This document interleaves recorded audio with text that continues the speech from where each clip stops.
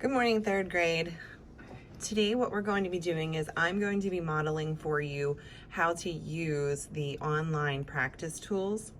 So what we're going to do is on our sign-in screen, we're going to choose the apps again. We're going to choose the DRC Insight Online Assessments, and we're going to wait for that to open.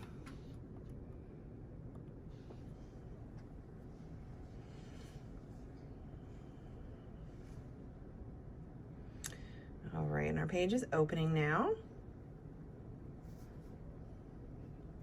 At the top of the page, you see your CDTs, the PSSA sign-in, and the Keystone sign-in. Remember, we're only working below the white line. So today, what we're going to be choosing is we're going to be choosing those online tools training.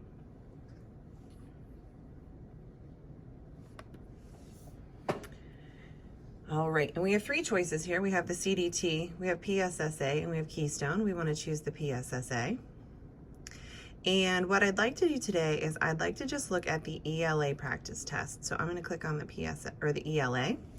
It's going to give me a list of the grade levels that ELA PSSA is available. And since this is third grade, I'm going to choose grade 3.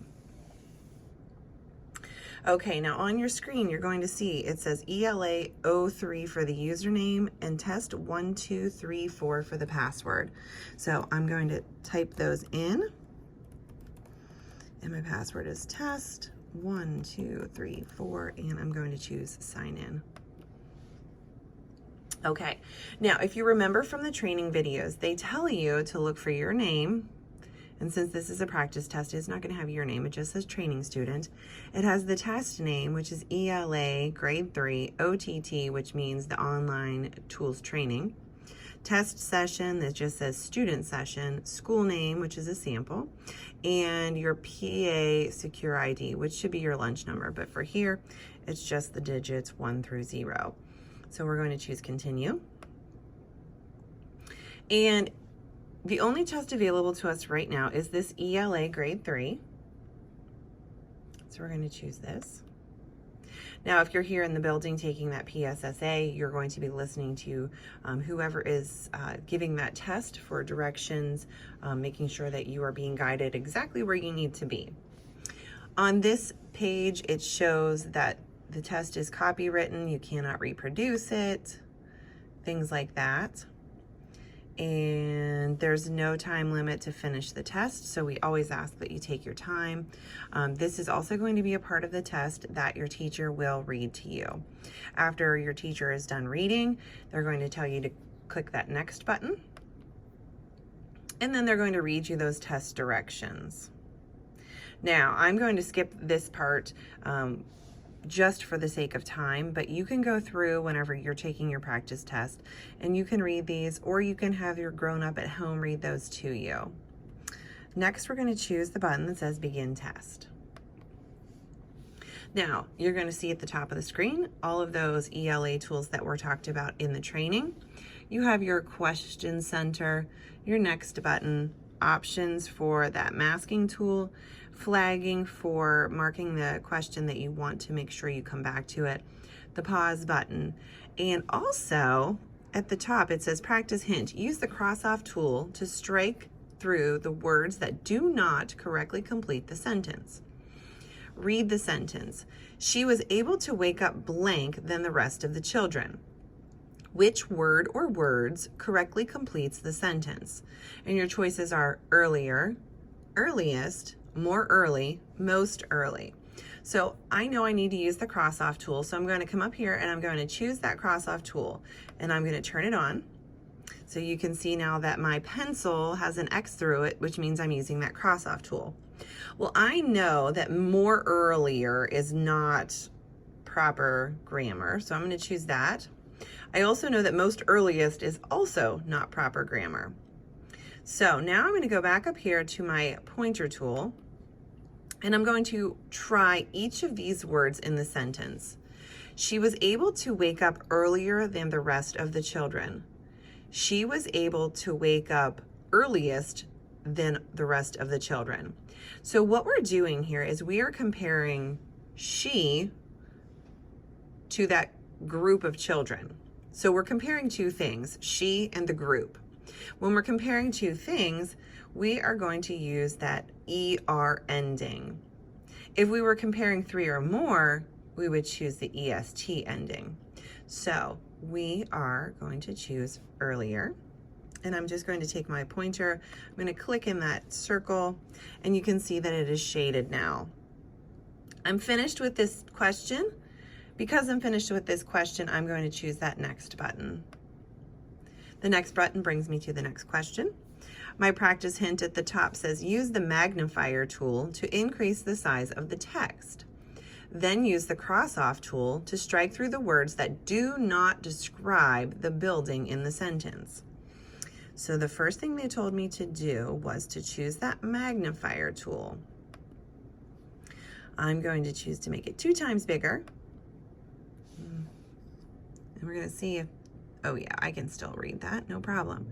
And I'm also going to turn on my cross-off tool. Okay, it says read the sentence. From far away, we thought the building looked really small. In the sentence, which word describes the building? Thought, looked, really, small.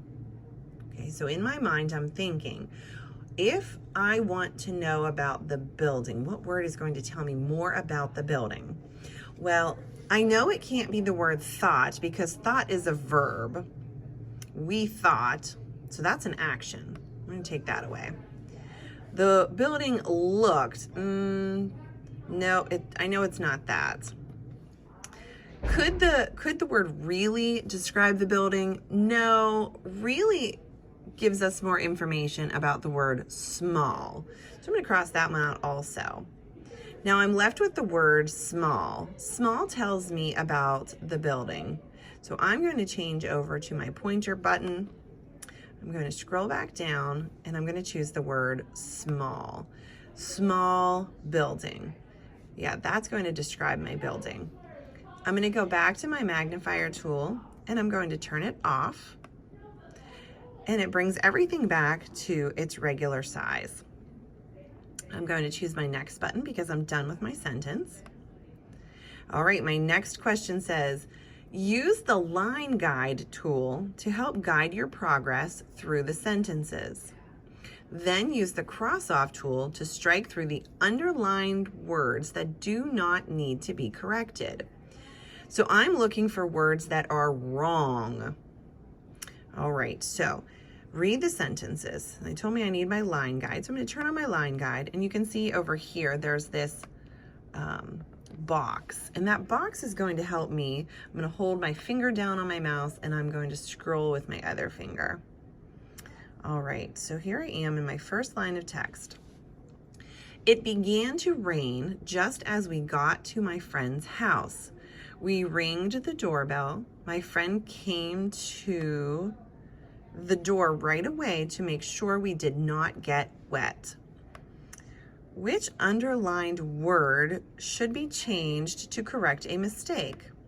Well, the first choice is began. Let me turn this on. Now you can see because I turned on the cross-off tool, my line guide disappeared. So if I want to keep my line guide, I'm going to have to leave it on. Okay, I'm looking for the word began. It began to rain. That sounds right to me, and I'm looking for the word that is wrong. So I'm going to use my cross-off tool to cross off the word began.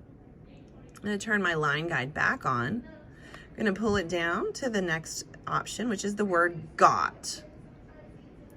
We got to my friend's house. We got. That sounds right. So I'm going to use my cross-off tool, and I'm going to cross off the word got. I'm going to turn my line guide back on, and I'm going to bring it down to my next option. This says the word ringed. When we ringed the doorbell. Ringed doesn't sound right. What word should we use here instead of ringed? I know that whenever I say the word ring, my other choices are ring, rang, rung. Now, I know that rang means I already did it, and rung would have to be used with has rung or have rung. So I think the word ringed is the wrong word. So I'm going to leave this without the cross off. That's probably going to be my answer. Okay, last choice. My friend came to the door. Came to the door sounds right. So I'm going to use my cross off tool. I'm going to cross off the word came. And it looks to me like my choice of ringed is correct. Ringed is the word that needs to be corrected. All right, friends, I'm going to choose the next button. All right, this says use the highlighter tool to mark the title in each sentence.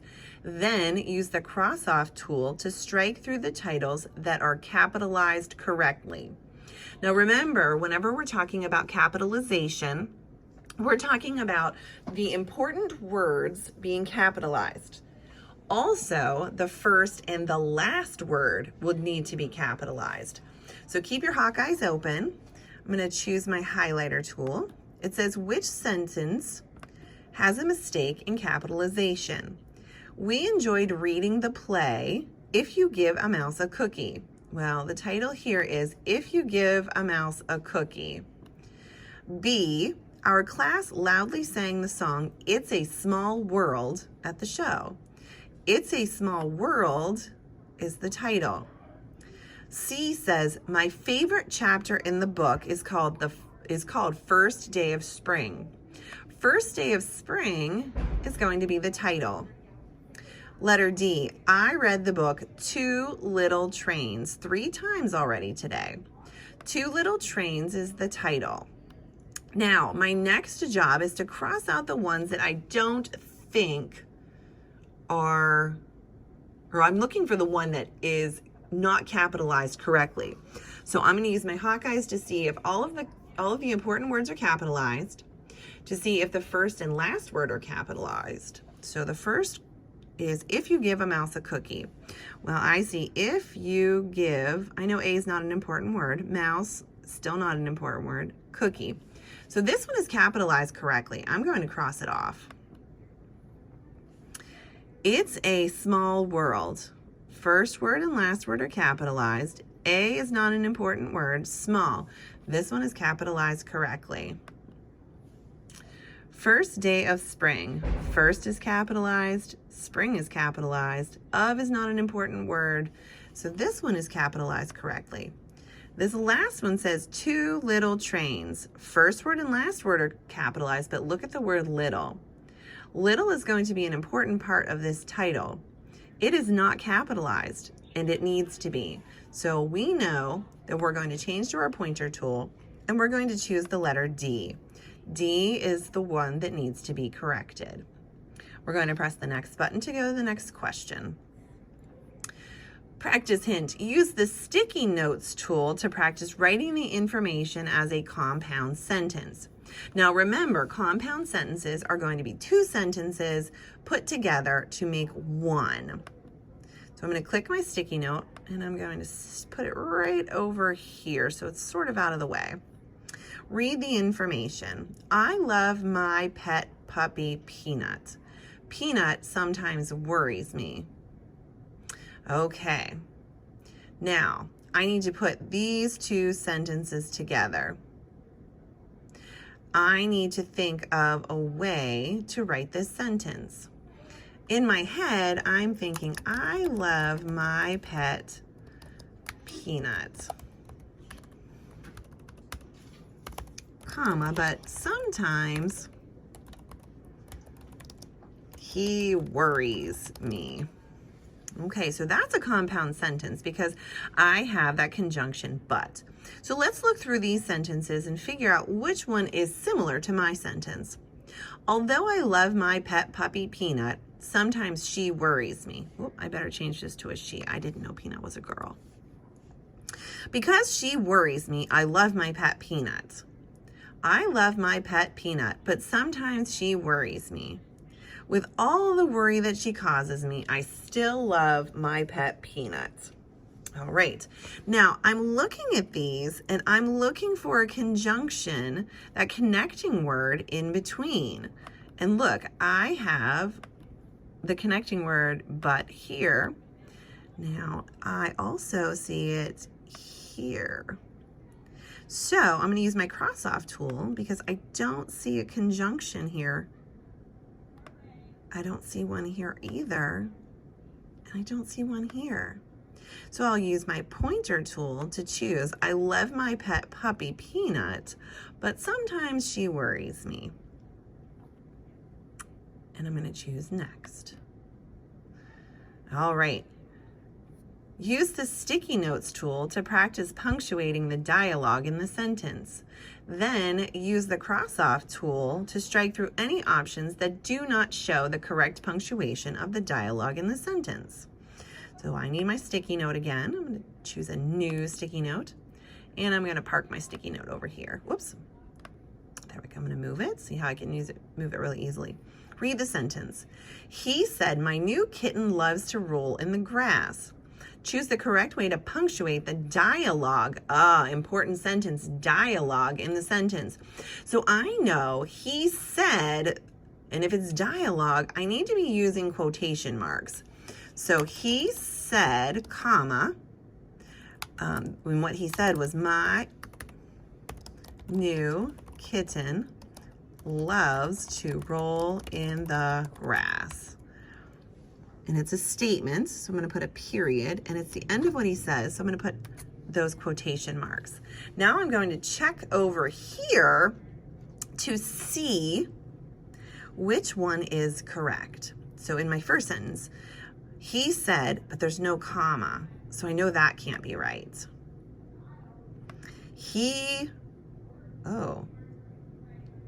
Nope, I don't like that because we have quotation marks. And the way it means that everything in the quotation marks is what so the sentence would be, "Said my new kitten loves to roll in the grass." Well, that doesn't make sense, so I'm going to cross that out. He said, comma, quotation mark, "My new kitten loves to roll in the grass," period, quotation mark. That matches mine. Now here it's quotation mark, he said, comma, "My new kitten loves to roll in the grass." Everything in the quotation marks is what the character says. So the character would say, "He said my new kitten loves to roll in the grass." Well, that doesn't make sense. So we're going to cross that off. I'm going to choose my pointer tool, and I'm going to choose letter C. All right, moving on. Okay, now here we have some text to read. Okay. And we're going to let that go for now. We'll come back to this in a few minutes.